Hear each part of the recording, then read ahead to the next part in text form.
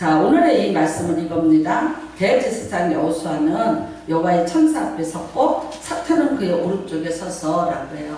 근데 이제 이때가 어느 때냐면은 약 BC 520년경이라고 봅니다. 이게 포로로 끌려갔다가 돌아오는 거예요. 이제 이렇게 1차, 2차 끌려갈 때도 1차, 2차, 3차 끌려갔어요. 올 때도 1차, 2차, 3차 돌아왔습니다. 그래서 이 돌아왔을 때 가장 이렇게 리더격이었던 제사장이 있었는데 그분이 입도라는 제사장이었어요. 근데 그분이 이제 바벨론에서 오셨는데 그분의 손자가 누구냐? 이 스가랴라는 이 선지자입니다. 근데 이제 하나님의 영이 이에게 임했습니다. 그리고 이때는 어느 때이냐면요.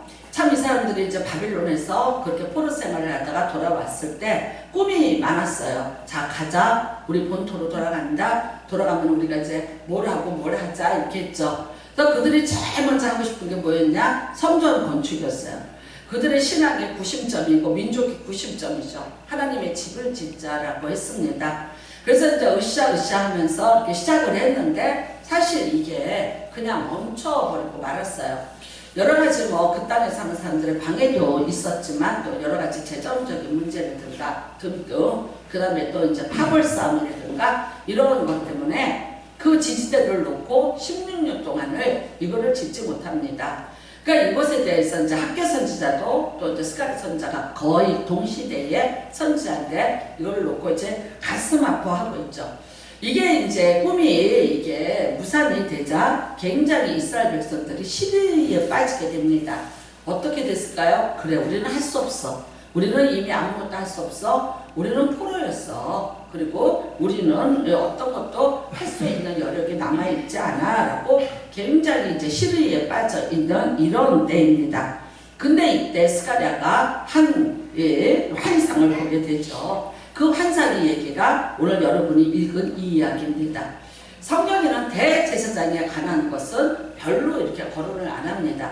그래서 아론이 대제사장이고요. 그 다음에 이제 한 두 명의 희기야 대제사장이라든가 이런 제사장이 나오지 제사장의 대제사장의 그 행적에 대해서 성경은 그렇게 많이 얘기하고 있지 않은데 오늘은 아주 정확하게 대제사장 여호수아라고 해요. 그러니까 이 사람을 또 여러분이 착각해서 저기 출애굽해서 여호수아 그 사람 아니에요. 이거는 이제 세월이 아주 많이 지나간 다음에요. 한 900년이 지나간 다음에 대제사장 여호수아입니다. 근데 여호수아가 어디 지금 서 있냐? 여호와의 천사 앞에 섰고 그래요. 그러면 여호와의 천사가 누구냐? 예수님이십니다. 그러니까 선지하신 예수 그리스도. 구약의 예수님은 주로 뭐로 나타나셨냐면 여호와의 천사로 일을 하셨어요. 그래서 우리가 예수님이라고 보면 되고요. 근데 사탄은 그래요. 사탄. 이 사탄이 어디 있습니까? 그의 오른쪽에 서서 그래요. 그러니까 사실 여러분 이 오른쪽이라는 거는 굉장히 권위가 있는 자리라 아무나 있지 못해요. 그런데도 불구하고 이 사탄이 감히 대제사장의 오른쪽에를 서서 있는 거예요. 그러면 여러분이 생각할 때 예수님이 계셨는데 어떻게 사탄이 있어? 그래요? 구약시대의 사탄은 하나님이 부리는 일종의 하나의 그 도구처럼도 쓰셨어요. 이렇게 우리가 이제 우리는 지금 사탄, 영어로 사탄, 한국말로 뭐예요? 마귀. 마귀의 졸개들이 뭐예요? 귀신. 이렇게 얘기를 하는데 구약에는 주로 이제 사탄이라고 이렇게 많이 나오는데 이 사탄들도 하나님이 부리시는 거예요. 그래서 욥기 같은 데 보면은 사탄하고 이렇게 하고 가라. 근데 너 어디까지만 해. 그 다음에 죄를 깨닫게 한다든지 때로는 또 이제 하나님이 저 사람 좀 징계해. 그러면은 그 사탄이 가서 이렇게 징계하는 역할을 하는 하나님이 부리는 그 영물 중에 하나였습니다. 근데 이게 딱 이제 오른쪽에 쓴 거예요. 그러니까 뭐예요? 어떤 권위 도전? 건방짐이죠. 오른쪽은 어떤 쪽이에요? 항상 오른쪽이고 하나님의 쪽이에요. 함에도 불구하고 이게 딱 자기가 거기 서 있어. 뭐를 서 있어요? 고발자로 지금 서 있는 거예요. 그러면서 그의 오른쪽에 서서 그를 대적하는 것을 여호와께서 내게 보이신다. 누굴 대적해요? 여호수아를 지금 대적을 하고 있는 것입니다. 자, 이제 이 사단이 검사처럼 이 대제사장 여호수아의 죄를 막 까발리는 거죠. 그러면서 뭐라 그래요? 너 여기 어떻게 서 있어? 너 여기 왜 와 있어? 너 죄 많잖아. 이러면서 이제 계속해서 참소하고 또 이제 대적하고 그 죄를 이제 고발자로 거기에 서 있는 것입니다. 그러니까 이거겠죠. 너 70년 동안 저기 이방인의 땅에 있었잖아. 거기서 너희들이 한 일이 뭐야? 하나님 못 섬기고 너희들 쫓겨난 자들이었잖아. 그 다음에 거기서도 그 땅에 있는 큰 신들을 보면서 하나님 제대로 믿지 않고 그랬던 자들 아니야? 그 다음에 너 거기서 제사 안 드렸잖아. 네가 대제사장이라니 거기서 너 예배 못 드렸잖아. 왜 그러냐면 바벨론에서는 제사를 못 드리게 했어요. 그러니까 제사를 못 드리던 대제사장이에요. 그러니까 네가 무슨 대제사장으로서의 의미가 있어? 네가 직무를 잃어버렸지 안 돼. 네가 뭐 할 게 있는데 네가 뭐 한 게 있다고 지금 여기 와서 서 있어? 라고 얘기할 수 있어요. 그 다음에 그 수많은 사람들을 네가 예배로도 인도하지 못하고 하나님 앞으로도 인도하지 못하고 너는 직무유기야. 그 다음에 근무 이탈자야. 그런데 네가 어떻게 감히 지금 여기 와서 서 있어? 여러분 대제사장한테 정말 이 죄를 고발하자면 말할 수 없이 고발할 수 있는 거죠. 그 다음에 또 뭐라 그러냐면요. 끄슬린 나무 같다 이거예요. 끄슬린 나무. 이스라엘 백성들. 그러니까 마치 있잖아요. 시커멓게 그 죄가 얼마나 많은지 그게 시커멓게 이제 이렇게 끄슬린 나무 같다 이거예요. 그러니까 뭡니까? 하나님이 바벨론의 풀무불 속에서 이 사람들을 데려왔는데 그 겉이 그 죄악으로 인해서 끄슬려진 그런 상태라고 그렇게 얘기를 하고 있습니다. 그 다음에는요, 이 여호수아가 이제 그 입고 있는 옷은 어떤 옷이냐면 아주 말하자면 간악한 그런 뜻이 있어요. 여호수아가 지금 입고 있는 옷이 막 더러운 옷을 입고 있는데 그 더럽다는 뜻이 그냥 이렇게 보통 더러운 게 아니에요. 초임, 그래. 히브리 말로 초임이라는데 이거는 간악하고 혐오스럽다 그런 뜻을 갖고 있어요.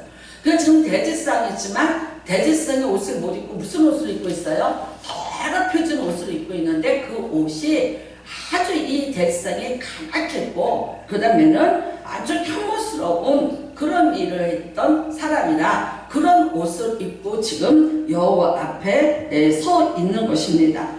그러니까 사단은 지금 계속해서 고발합니다. 그리고 어떻게 해요? 이 대제사장에게 준엄한 심판을 해달라는 거죠. 준엄하게 하나님은 공의 하나님이시니까 이 대제사장이 잘못한 이런 모든 것들 이런 잘못이 있으니까 거기에 대해서 준엄한 심판을 해 주십시오라고 부탁을 합니다. 그랬는데 세상에 4절에 보면 여호와께서 자기 앞에 선 자들에게 명령하사 그 더러운 옷을 벗기라 하시고 또 여호수아에게 이르시되 내가 네 죄악을 제거하여 버렸으니 네게 아름다운 옷을 입히리라 하시기로. 그러니까 여러분 하나님은 마귀가 여러 가지 죄를 다 갖다가 지금 일러 바쳐요. 이런 죄를 졌어요. 이런 죄를 졌어요. 이런 죄를 졌어요. 근데 하나님이 다 아세요. 그럼에도 불구하고 그 죄에 대해서 묻지도 않고 따지지도 않아요. 그 다음에 뭐라 그래요? 초임. 그 더러운 옷 벗겨라. 그 다음에 무슨 옷을 입혀줘라? 대제사장의 옷을 다시 입혀 주라고 말씀하시는 거예요. 아름다운 옷을 입히라. 이 옷은 뭐예요? 이 여호수아에게 권위를 다시 주는 거예요. 그 다음에는요, 그의 직분을 다시 회복을 시켜주시는 거예요. 사실은 대제사장이지만 아까도 말씀드렸지만 바벨론에서 제사 드려본 적 없어요.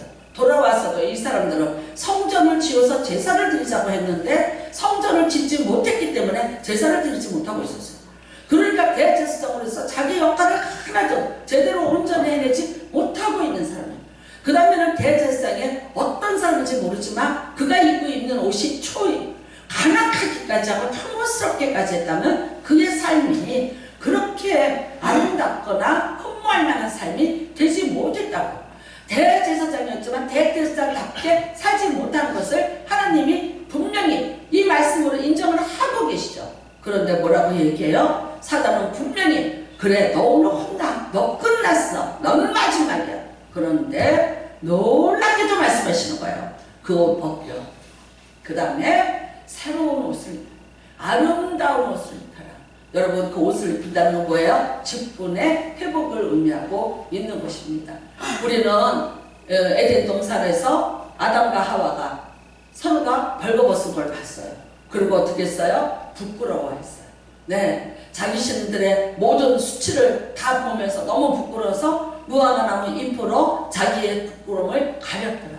근데 그게 가려지던가요? 안 가려졌어요. 그러니까 결국 하나님이 창세기 3장 21절에 가죽옷을 지어 입히니라 그러셨어요.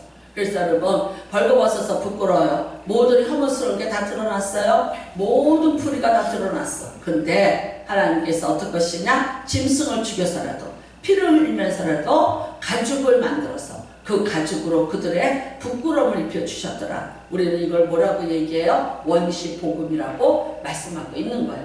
그 다음에 그 죽은 짐승 분명히 양일 것이다. 그게 누구를 상징하냐? 예수를 상징한다. 그래서 예수님을 통해서 우리는 우리의 부끄러움과 우리의 죄악을 다 가려주시는 은혜를 받고 살기 때문에 오늘도 우리가 피차 부끄럽지 않게 하나님 앞에 있다는 거예요. 오늘 여러분이 입고 있는 옷이 어떤 옷이고 무슨 옷이고 얼마짜리 옷이 이게 문제가 아니라 정말 내가 하나님 앞에서 다시 세마포 옷을 입고 서 있어야 된다. 이거 어떻게 입어요? 하나님이 입혀주셨더라. 하나님이 입혀주시는 옷을 입었다는 것을 의미하고 있습니다. 그러면 여러분 공의의 하나님인데 죄 졌어요. 잘못했어요. 그거를 갖다가 꼬발리고 있어요. 틀린 말 아니에요. 그러면 징계하고 벌을 주셔야 돼. 네, 왜 이렇게 무조건 사해 주시고 무조건 옷을 입혀 주셨다는 거예요. 왜 그랬습니까? 하나님은 여러분 스가랴에게 환상으로 나타나신 목적이 있습니다. 다 아까도 말씀드렸지만 시리에 빠져 있어요. 이 사람들은 꿈을 잃었어요. 구심점을 잃어버렸어요. 돌아왔으나 우왕좌왕하고 있어요. 회복이 안 되고 있어요. 70년이라는 그 단절이 이 사람들을 다시 일으켜 세워서 그 사람들의 어떤 자신감이 또 어떤 영적인 것을 회복시켜서 하나로 만들기에는 너무나도 역부족이 되고 있는 거죠. 그리고 어떻게 해요? 하나님은 다시 여러분 이 사람들을 위해서 새 시대를 준비하고 있는 것입니다. 하나님이 계획하고 계신 거예요. 내가 너희들에게 새로운 시대를 열어줄 거야. 내가 너희들을 다시 신앙의 회복을 시켜줄 거야. 다시 나에게로 돌아오게 해줄 거야. 그 다음에 나와 함께 다시 새롭게 이 나라를 세워나갈 거야. 내가 예루살렘을 새롭게 할 거야. 이스라엘 땅을 새롭게 할 거야. 이 백성들을 다 내가 새롭게 해서 내 백성이 되게 할 거야 라고 말씀하시는 거예요. 그러니까 여러분 이거는 누가 하는 거예요? 정치가가 아닌 거예요. 그때는 총독제도가 있었습니다. 정치가가 있었습니다. 수르바벨이라는 총독이 있었습니다. 함에도 불구하고 그를 새롭게 하는 것이 아니라 누구를 새롭게 해요? 영적인 지도자 대제사장을 새롭게 하는 것. 이유가 뭘까요? 여러분 영적으로 거듭나야 되고 영적으로 새로워져야 그 다음에 하나님이 하시는 일들을 다 하나님과 관계의 회복을 통해서 하늘로부터 내려오는 하나님의 모든 은혜와 복과 그 다음에 도우심을 얻을 수 있기 때문이에요. 그래서 어떻게 합니까? 먼저 하나님께서 백성들을 하나로 만들고 영적인 회복을 하기 위해서 이 대제사장을 새롭게 만들어 놓으시는 거예요. 맞아요. 흠이 많고 정말 많은 죄가 많아요. 뭘 어떻게 했길래 간악하게까지 한 옷을 입어야 되는 자인지는 모르지만 그러나 하나님은 새롭게 하기 위해서 새 시대를 열어주기 위해서 이 대제사장에게 묻지도 않고 따지지도 않고 그 모든 더러운 옷들을 다 벗어버리고 새 옷을 입혀주셨습니다. 이것을 본 스가랴가 너무나 감동을 받았어요. 너무나 감동을 받아서 뭐라고 얘기합니까? 주여 관도 하나 씌워주시옵소서. 그 머리에 대제사장으로서의 관도 씌워주시옵소서. 그러니까 하나님이 오케이 하고 그 관까지 머리에 씌워주셨다는 것이 오늘의 이 약속의 말씀인 것입니다. 여러분 우리 하나님은 우리를 사랑하시되 이렇게 사랑하시는 하나님이십니다. 자, 이게 가장 잘 표현된 것이 어디냐? 누가복음 15장에 있어요. 여러분이 잘 아시는 탕자의 비유라는 거예요. 자, 탕자가 나갔습니다. 아버지가 죽지도 않았는데 유산 좀 달라고. 응? 예, 죽어야 받는 게 유업이에요. 그런데 그냥 용돈 받아갖고는 자기 욕심을 못 채우겠어? 그러니까 살아있는 아버지 보고 유산 좀 달라고 했어요. 그 다음에 그 유산을 가지고 어디로 갔더라? 이방 나라로 갔더라. 그 다음에 그가 거기서 허랑방탕하게 살았더라. 아버지가 가르쳐준 대로 살지 않았고 아버지의 계명대로 살지 않았어요. 결국은 어떻게 했습니까? 다 잃어버리고 돼지가 먹는 쥐업 열매를 먹으면서 연명을 하다가 그래도 그가 다시 아버지 앞으로 돌아오게 됩니다. 그런데 그 아버지가 어떻게 합니까? 목을 끌어. 그 아들의 목을 끌어안고 내가 어디서 무엇을 하며 어떻게 돈을 썼으며 어떻게 지냈는가에 대해서 묻지 않으시. 들어가자 집으로 가자. 그리고 그 아들을 데려와요. 옷을 입혀요. 그 거지 같은 누덕누덕한 옷을 다 벗겨버려요. 더러운 옷을 다 벗겨버려요. 그 다음에 아들로서 새 옷을 입혀요.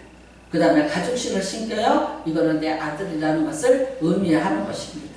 뿐만 아니에요. 이 아들이 돌아왔으니 잔치를 벌이자 해요. 왜 그러냐면 한 이 지붕 아래에 100여 명이 살아요. 근데 이 사람들이 혹시라도 내 아들을 해칠까봐 이 아들이 돌아오고 나는 이 아들을 받아들였다는 것을 선포하기 위해서 그 사람들을 불러서 손을 잡고 양을 잡아서 대잔치를 벌려서 아들의 권위를 다시 인정해주고 아들의 다시 자리 매김을 회복시켜 주시는 그런 말씀이 쓰여져 있습니다. 여러분 이게 바로 하나님의 사랑이고 하나님의 은혜입니다. 저는 그래서 우리 교회에 저기에 제가 참 그 그림을 너무 좋아해서 그림을 좀 사갖고 표를 해서 들어오실 때 이렇게 그 저기 로비에 걸어놨어요. 그게 아주 유명한 화가가 그린 탕자의 그 돌아오는 탕자라는 그 그림이고요. 저게 어디에 있냐면은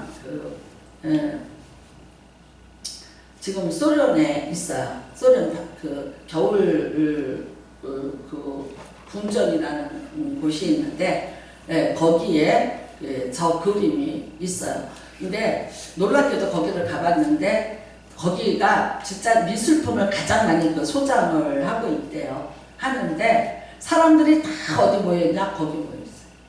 그러니까 프랑스 루브르 박물관을 가면 어디 모여있냐? 그 프랑스 루브르 마담이라 그래요. 누구예요? 모파상의 모파상의 그 여자 누구죠? 눈썹 없는 여자 모나리자. 그 여자 앞에 다 모여있어요. 그래서 그걸 보고 루브르 마담이라고 그러더라고요. 그러니까 그림은 조그매요. 요만한데 사람들이 그냥 너무 많이 움직을 해서 정말 보기 힘들어요. 근데 여기 이 겨울 궁전 안에 이 박물관 안에는 다 사람들이 이 탕자 그림 앞에 있어요.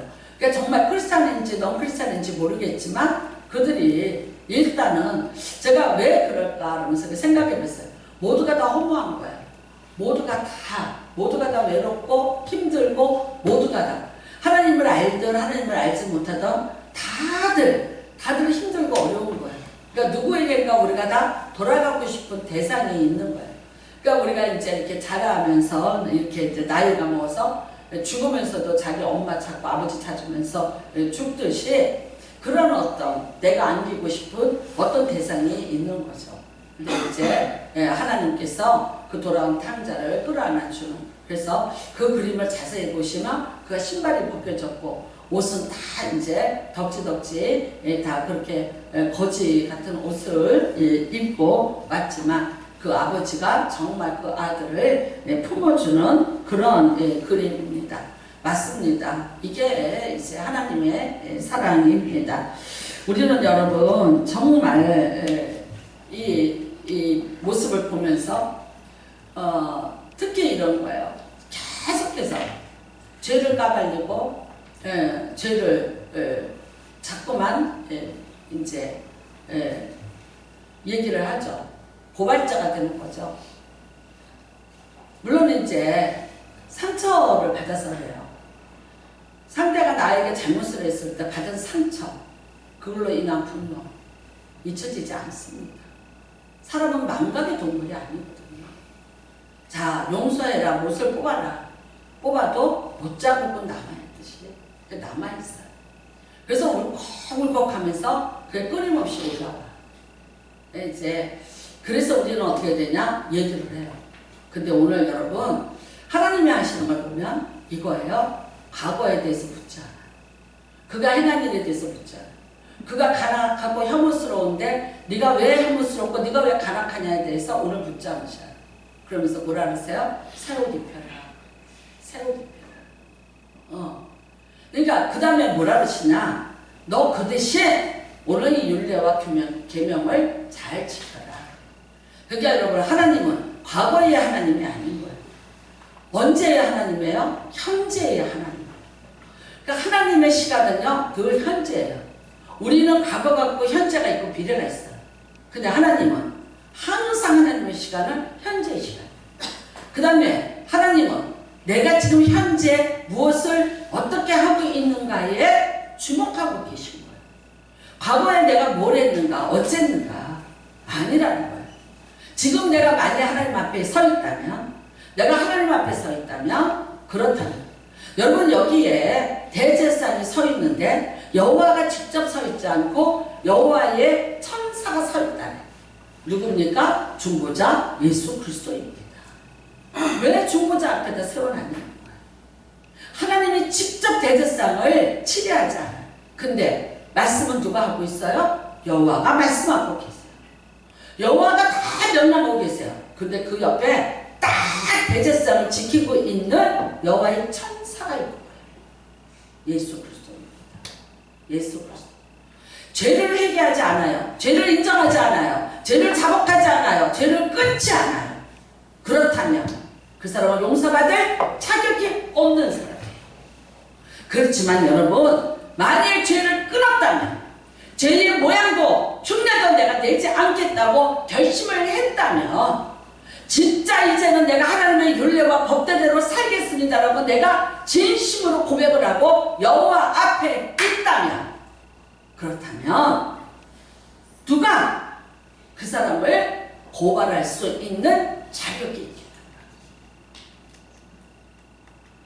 고발자는 가장 힘 있는 오른쪽에 있어요. 힘이 있어요. 이 사단이 보통 사단이 아니라 힘 있는 사단이에요. 힘이 있으니까 대제사장을 고발할 수 있는 힘을 가지고 있는 거예요. 여러분, 그 사단보다 더 강한 힘을 갖고 계신 분이 누굽니까? 나의 중보자이신 예수 그리스도이십니다. 지금도 예수님은 나를 위해서 말할 수 없는 탄식으로 대신 중보하고 계세요. 내가 죄를 졌어요. 누가 슬퍼해요? 예수님이 슬퍼하세요. 그 다음에 내가 그 징계를 받기 전에, 또다시 사탄의 참소를 받기 전에 말할 수 없는 탄식으로 하나님 앞에 나를 위해서 중보하고 계시는 거예요. 저가 연약해서 그랬습니다. 저가 무지해서 그랬습니다. 아버지요, 저의 죄를 사하시고 저가 우리와 하나 되게 하여 주시옵소서. 오늘도 여러분, 이 예수님의 대제사장으로서의 기도는 한이 없는 기도인 줄 믿습니다. 나는 이제 가정의 달입니다. 가정에 여러분, 이 가정에서 정말 옷을 벗은 자가 없기를 바랍니다. 아담처럼 하와처럼 옷을 벗은 자가 없기를 바랍니다. 모두가 다 가죽 옷을 입었습니다. 그 옷을 벗기지 마시고 그 옷에 대한 우리가 어떤 태도로 살아야 되는지를 깨달으시기 바랍니다. 아까도 말씀드렸습니다. 그 옷은 바로 예수 그리스도의 희생을, 십자가의 은혜를 상징하는 거라고 했습니다. 나는 가끔 이래요. 왜 용서하지 못하는 거야? 왜 용서하지 못하는 거야? 용서라는 거 쉬운 단어 아니에요. 정확히 얘기할까요?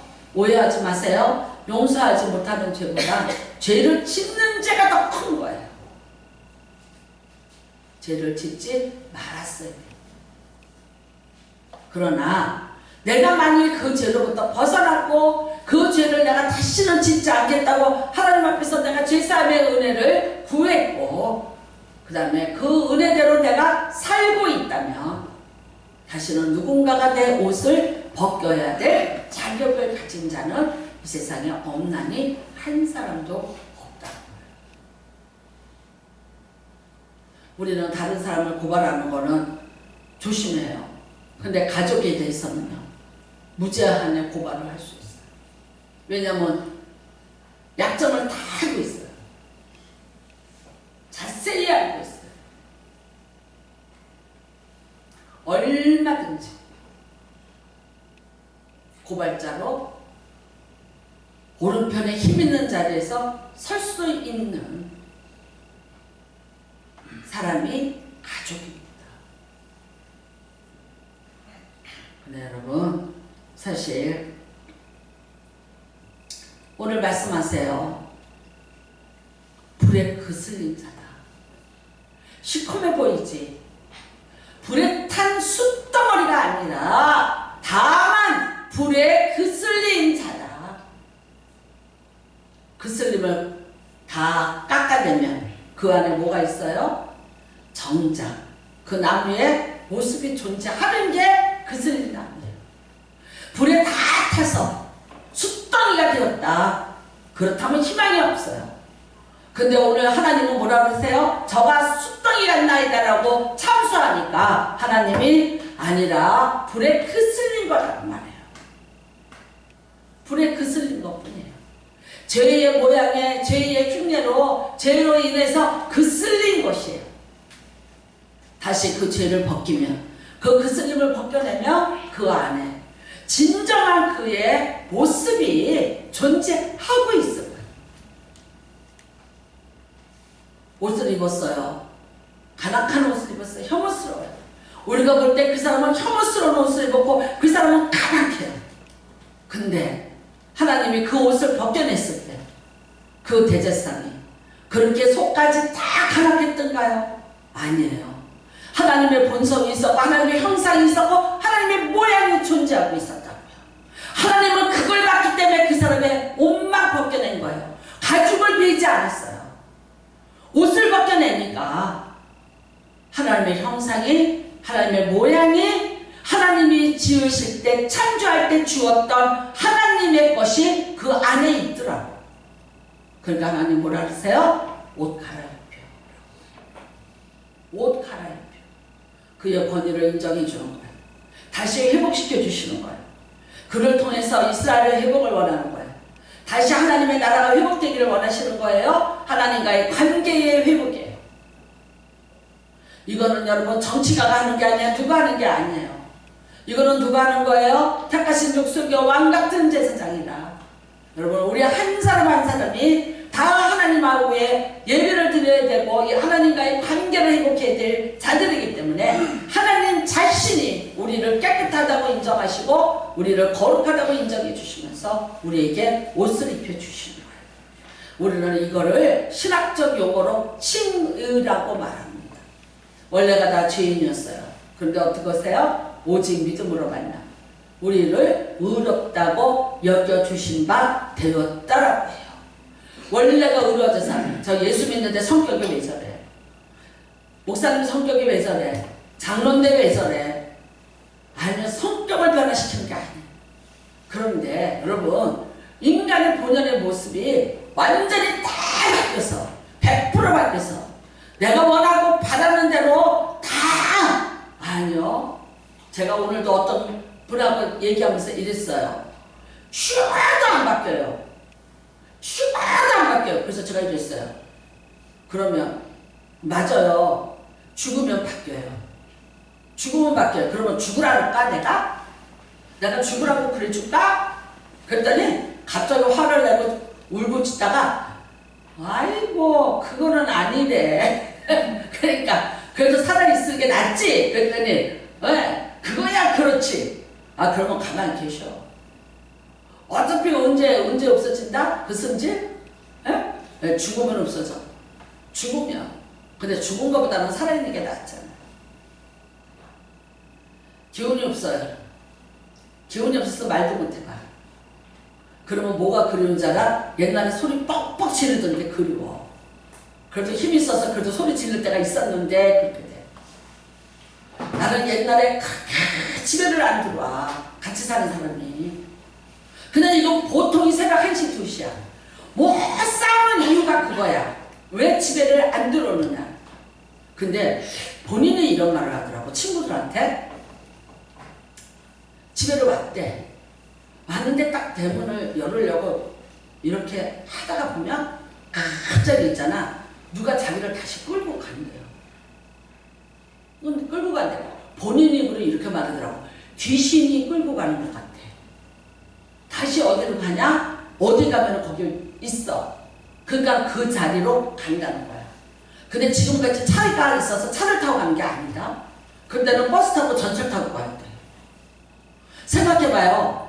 회사가 퇴근인데 버스 타고 서울역 앞에 와서 상하고속 타고 부평역에 내려서 부평역에서 버스 타고 우리 집에 와야 돼. 그러면 한겨울이야. 그렇게 왔는데 8시가 넘었어. 근데 그 추운 겨울에 대문 열려고 들어오면 따뜻한 밥이 있고 새끼들이 있고 마누라가 있어. 근데 딱 문 열려다가 다시 돌아가서 버스 타고 상하고속 타고 버스 타고 회사 근처에 가서 몰려있는 사람들 있는 데를 장소를 아니까 그리 다시 간다. 그러면서 분명히 하는 말이 뭐예요? 귀신이 나를 끌고 간 것 같아. 아니 본인 입으로 그렇게 얘기하더라. 맞지? 귀신이 끌고 갔지. 근데 어쨌거나 지금은 뭐라 그래? 어디 하루 간다면 너무 좋은 거야. 지금은 뭡니까? 네, 30여갑니다. 어디 하루 뭐 친구들 만나서 오늘 뭐 하면은 어머 나 이거 오늘 하루를 어떻게 보내야지? 갑자기 내가 뭐를 해야 되는데 뭐를 해야 될지를 모르겠어. 당황이 됩니다. 그래서 갑자기 나도 전화 돌려. 예, 너 시간 있니? 나 오늘 시간 돼. 되니? 이게 갑자기 가슴이 뛰어. 아니 난 저번에 출장을 갔는데 부산으로. 그래서 하룻밤 자고 와? 아니 저녁에 오면 자고 좀 오면 얼마나 좋을까. 자고 오면 나는 뭐 할까? 할 것도 없어. 그런데도 그래. 그러니까 여러분 참 뭘까? 언제 만족할 수 있을까? 어떻게 하면 만족할 수 있을까? 어떻게 하면 내가 다 줬다라고 얘기할 수 있을까? 근데 이제 그래도 그냥 이렇게 지나가 보면 그래도 하나님이 내게 주어진 그 시간들이 그래도 그때 참 감사했어. 여러분 지금은 내가 고기를 막 넣고 사 먹을 수 있어. 근데 그 고기 맛이 옛날에 내가 결혼해서 요만한 속 안에다가 둘이 넣고 돼지고기가 부산에는 600g이 아니라 400g이에요. 그래서 400g을 사면 얼마나 조금이야. 근데 얼마나 많이 먹어. 그러니까 나는 먹어봤자 2점 먹고 굶다 보면 없어졌어. 그래도 어떻게 그때 먹었던 그 고기가 진짜 맛있어. 그러니까 어떻게 해요? 세상에 이게 두 개는 공존하지 못하는 거야. 사람의 만족이라는 것이 어디서 또 어디까지야. 내가 지금 고기 10건도 살 수 있어. 근데 나 10건 못 먹어 이제. 네, 당뇨 때문에 못 먹어. 그러니까 참 이게 그때는 건강했고 먹을 수 있었는데 없어서 못 먹는 게 안타까웠어. 그래도 맛있었어. 여러분 지금은 또 그렇지 않을 수도 있어요. 네, 원합니다. 하나님은 여러분 다시 묻지 않고 세마포 옷을 입혀주셨어요. 그리고 어떻게 오늘부터 잘 살아라 그러셨어요. 나는 우리 가족에 정말 걱정이 되지 않기를 바랍니다. 여러분의 가정에 사단이 있지 않기를 바랍니다. 여러분의 죄를 끊임없이 까발리고 고발하고 대적하고 참수하는 자가 우리 가정에는 존재하지 않기를 바랍니다. 그 다음에는 여러분 계시록 19장에 보면 이런 말씀이 있습니다. 자 19장 8절입니다. 계시록 19장 8절에 그에게 빛나고 깨끗한 세마포 옷을 입도록 허락하셨으니 이 세마포 옷은 성도들의 옳은 행실이로다. 아멘. 대제사장 여호수아에게 세마포 옷을 입혀줬어요. 빛나고 깨끗한 옷을 입혀주셨어요. 하나님의 영혼이에요. 잘 살아. 제발 부탁이야. 이 옷 더럽히지 마. 이제는 더럽히지 마. 내가 그 가락하고 혐오스러운 옷 내가 묻지도 않고 따지지도 않고 다 벗겨줬어. 그런데 이제는 내가 입힌 세마포 옷을 너 절대 더럽히지 마. 그리고 이 옷 잘 간직해. 이게 여러분 하나님의 간절한 바람이세요. 하나님의 간절한 바람. 왜 묻지도 않고 따지지도 않았을까요? 물어본들 뭐하겠어요? 따져본들 어떻게 하겠어요? 셀 수도 없고 할 수도 없는 그 수많은 죄악들을 하나님이 머리털 하나까지 세심받으시다는데 다 알고 계시는데 뭘 어떻게 하겠어? 그걸 어떻게 하겠어요? 하나님도 그거 다 까발리려니까 너무 자존심 상하고 기가 막히니까 덮어주는 거예요. 여러분, 우리는 오해하지 말아야 돼. 하나님의 용서는 거저고 하나님의 용서는 그냥 오는 거 아니에요. 하나님의 자존심이 끝없이 무너져. 하나님의 자존심이 말할 수 없이 무너졌어. 내가 널 사랑했는데 나 사랑만큼 내가 사랑을 받지 못한 하나님의 그 말할 수 없는 자존심 상하는 상처가 있는 거예요.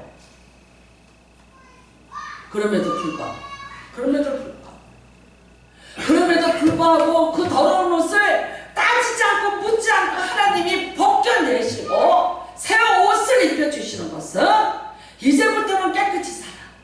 이제부터는 제발 부탁이야 거룩하게 살아. 그래서 저 사단의 참소를 내가 제발 받지 말기를 바래. 왜 나 참소하냐고? 왜 내 까발려? 따지지 말고요. 내가 참소받을 짓 하지 말고 내가 까발릴 짓 하지 않도록 하나님은 내가 거룩한 세마포스를 더럽히지 않고 늘 그렇게 하나님 앞에 있기를 하나님이 원하시는 거예요. 똥싼 놈이 큰 소리 쳐. 죄진 놈이 큰 소리 쳐. 또 이렇게 말하면 참 목사라서 년이라고 안 하고 놈이라고 한다 또 그럴 거야. 그래, 죄진 년이 큰 소리 쳐. 해봐. 근데 말이 이상하네. 욕하는 거 같네. 죄진 놈이 큰 소리 쳐. 이러면 욕이 아닌데 이상하게 죄진 년이 그러니까 욕하네. 내가 성 강대에서 욕을 할 수 없잖아. 여러분, 제발 여러분 이것이 거룩한 행실이다. 착한 행실이다. 옳은 행실이다.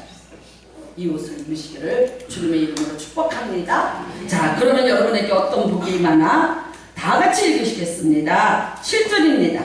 시작. 만군의 여호와의 말씀에 내가 만일 내 도를 행하며 내 규례를 지키며 내가 내 집을 다스릴 것이요 내 뜰을 지킬 것이며 내가 또 너로 여기 섰는 자들 가운데 왕래하게 하리라. 아멘. 다스리는 자가 되실 줄로 믿습니다. 내 집을 다스려라. 너 서 있는 뜰을 다스려라. 다스림의 복이 임할 줄로 믿습니다. 여러분, 창세기 1장에 원래 우리에게 주신 번을 번성하고 생육하라 충만하라 다스려라 했어요. 근데 이게 언제 빠졌어요? 노아 홍수 때 빠져버렸어요. 인간의 죄악으로 하나님이 충만해라 번성해라 생육해라 근데 다스려라 싹 빼버렸어요. 근데 그 복이 다시 임한다. 다시 임할 수 있다. 다스리는 자가 될 수 있다. 여러분 모두가 집을 다스리는 자가 되십시오. 다스림 받는 자가 아니라 다스릴 수 있는 권세를 회복하시는 은혜가 임하시기를 바랍니다. 내가 서 있는 뜰이 어딥니까? 직장입니까? 사업장입니까? 어딥니까? 여러분이 서 있는 뜰을 다스릴 수 있는 은혜를 하나님이 주시겠다고 약속하고 계시잖아요. 그것뿐이 아닙니다.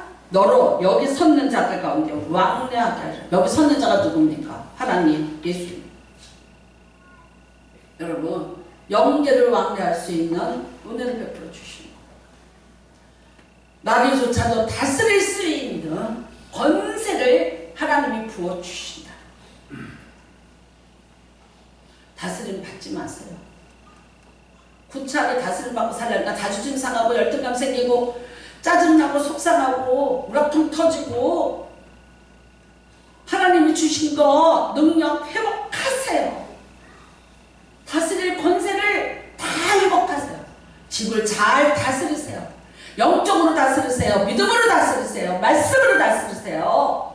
계명으로 다스리세요. 그 영적 권위가 여러분의 회복이 되셔야 됩니다. 하나님은 다시 여러분에게 세마포 옷을 입혀주셨어요.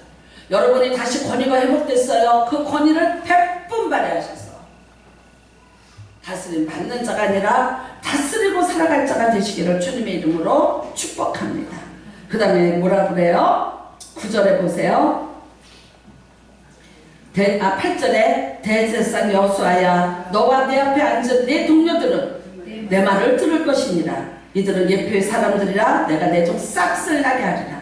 만군의 여호와가 말하노라. 내가 너 여호수 앞에 세운 돌을 보라. 한 돌에 7눈이 있느니라. 무슨 뜻이에요? 내가 거기에 새길 것을 새기면 하나님의 눈은 감찰하는 눈이에요. 여호와의 눈은 감찰하는 눈이에요. 뭘 감찰하고 돌아다녀요? 7눈이 있어요. 완전한 눈이에요. 뭘 봐요? 심장, 폐부까지 다 찔러 쪼개 보는 눈이에요. 죄악을 다 볼 수 있는 눈이에요. 그런데도 불구하고 뭐라 그래요? 이 땅의 죄악을 하루에 제거하리라. 아멘. 하나님은 여러분 우리가 지은 죄를 하루 만에 제거해 주시는 하나님이세요. 몰라서 제거하는 거 아니에요. 7눈 가지고 다 봤지만 내 죄가 주홍 같을지라도 내 죄가 먹물 같을지라도 내가 내 죄를 사해 주겠다는 하나님의 죄사함의 은혜. 그 다음에 놀라운 복이 있습니다. 10절 같이 읽으시 바랍니다. 만군의 여호와가 말하노라. 그날에 너희가 각각 포도나무와 무화과나무 아래로 서로 소재하리라 하셨느니라. 무화과나무는 부요입니다. 부입니다. 무화과나무를 먹고 배부른 거예요. 배가 부르고 배가 불러요. 부요를 상징해요. 포도나무는 뭐예요? 기쁨이에요. 서로 초대하리라. 여유예요. 하나님이 여러분에게 부요도 주시고 기쁨도 주시는 거예요. 여러분 이 은혜가 여러분의 가정에 임하시길 주님의 이름으로 초대합니다. 여러분의 가정이 무화과나무 밑이 되기를 바랍니다. 여러분의 가정이 포도나무 밑이 되기를 바랍니다. 아내는 남편을 무화과나무 밑으로 인도하십시오. 남편은 아내를 포도나무 밑으로 인도하십시오. 그리고 그 안에서 평안하게 안전하게 살게 해주세요. 제발. 세상에서 참 좋아서 만났어. 죽고 못 살아서 만났어. 하대하고 함부로하고 가슴에 대못을 맞고 불의를 행하고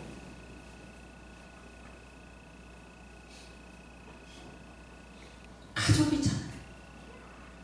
그렇게 만났잖아요.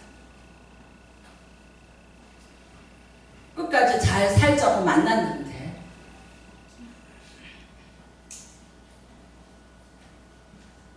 가정에서 매일 사탄의 참소 소리가 들려요. 옷을 입었는데 가난하고 흉측한 옷을 입고 그거를 가리려고 변명하고 밟아줬죠. 그러니까 어떻게 되는 거예요? 권위가 떨어지고 다스림의 권세를 뺏겼고 포도나무는 말라 비틀어졌어. 이사야서 1장에 내 아내는 포도원의 원두막같이 말라 비틀어졌고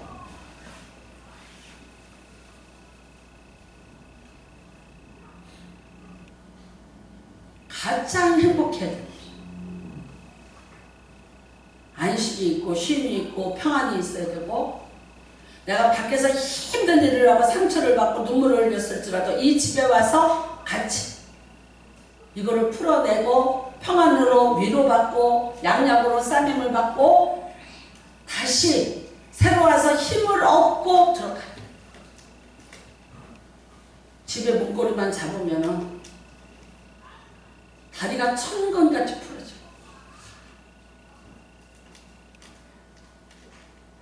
집이 내가 가서 안식하는 곳이 아니라 재판을 받는 장소.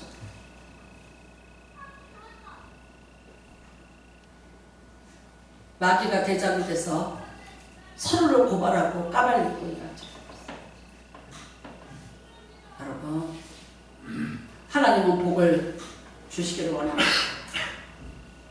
나는 여기 오늘 있는 이 복이 8절, 9절, 10절의 복이 여러분의 가정에 임하기를 주님의 이름으로 축복합니다. 7절을 잘 읽으십시오. 만군의 여호와의 말씀에 네가 만일 내 도를 행하며 내 규례를 지키면 네가 내 집을 다스릴 것이요 내 뜰을 지킬 것이요 여기 서 있는 우리와 왕래할 것이요 무화과 나무 밑으로 포도나무 밑으로 서로 초대하리라.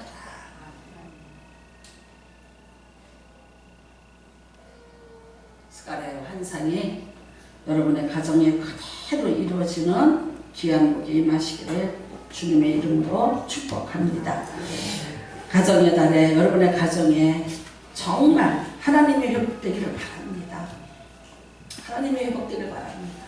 그리고 부탁드립니다. 과거는 끊으십시오. 과거의 내 머리는 싹싹 지워버렸어요. 내 머릿속에 있던 아픔과 상처와 분노와 회한과 그 모든 것들은 싹싹 지워버렸어요. 지워달라고 부탁하고 기도하세요. 내 힘으로 안 돼요. 사람의 힘으로 안 돼요. 너무나 친하고 너무나 강하게 받은 상처들이라 사람의 힘으로 안 돼요. 하나님이 해주셔요. 여러분, 결국은 그 상처받은 사람이 피를 흘리는 거예요. 누가 힘들어요? 상처 준 사람은 몰라요. 오히려요.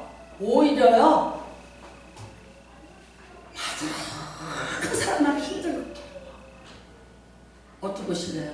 언제까지 그거 가지고 가실래요? 왜 내가 지금 사는 인생을 과거의 문제 때문에 오늘 괴롭고 오늘 힘들고 오늘 무화과를 오늘 포도나무를 내가 못 즐기고 살아야 되나? 힘들어요. 힘든 거 알아. 근데 하나님 앞에 맡기시는 은혜가 임하시기를 주님의 이름으로 축복합니다.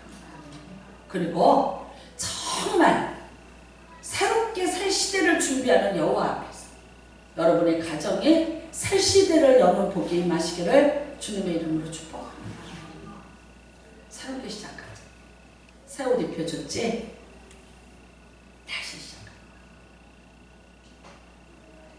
거기다 관까지 씌워줬지? 새롭게 시작하는 거야. 과거의 아픔과 상처와 분노와 모든 죄에 대해서 여러분 단연히 선을 그루시는 귀한 복이 임하시기를 주님의 이름으로 축복합니다. 끊임없이 고발하면 어떻게 되는 거예요? 끊임없이 고발하면 그거는 내가 사탄의 자리로 가는 하나님이 서야 될 자리, 예수님이 하나님 보좌 우편에 앉아 계시는데 그 예수 밀어내고 사탄이 와서 있는 거야.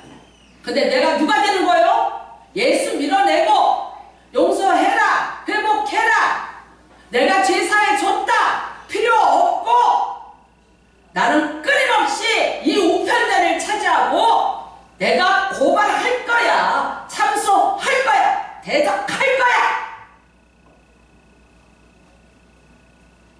예수님보다 크신 분이에요. 예수님보다 엄청 크신 분. 하나님 보좌 우편에 예수가 설 자리에 사탄이 서 있는 것처럼 내가 서서 하겠다는 거예요. 기뻐하지 않으세요? 여러분의 가정에 이런 검사는 없고 변호해 주시는 변호사이신 성령님이 임하시기를 주님의 이름으로 축복합니다. 말 한마디에 천냥빚을 갚아요. 말 한마디에. 다른 사람한테는 말을 참 이렇게 골라서 잘해. 근데 가족한테는 아니야. 왠지 아세요? 성이 없어요. 만만해요.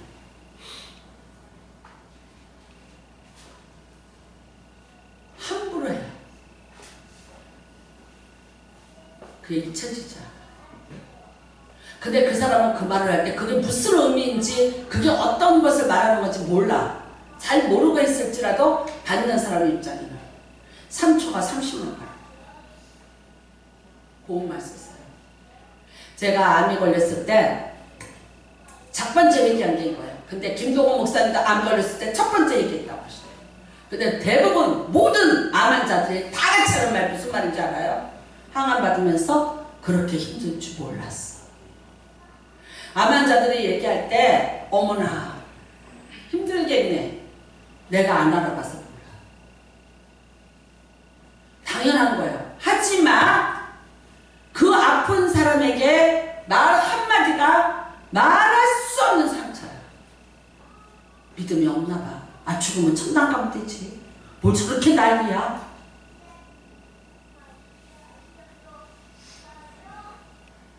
이런 말도 들었어. 목사님이 무슨 수술을 하냐고.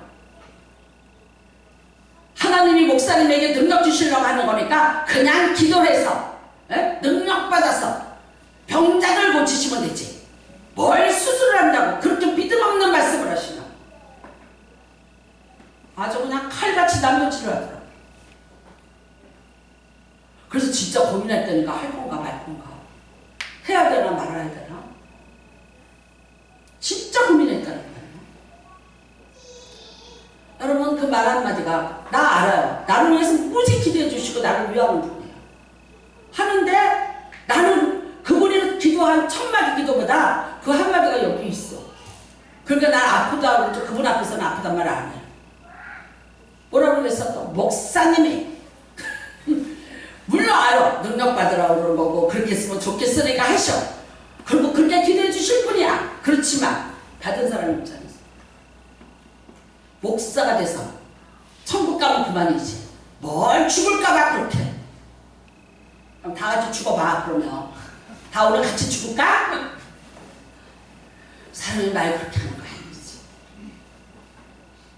그러니까 뭐라 그래요? 자매식장 가서 말을 하려고 하지 마. 그냥 뭐라 그래요? 심리학자가 말해줬어. 묵내만 하라고. 같이 공감하는 묵내만 하라고. 말을 하려고 하지 마요.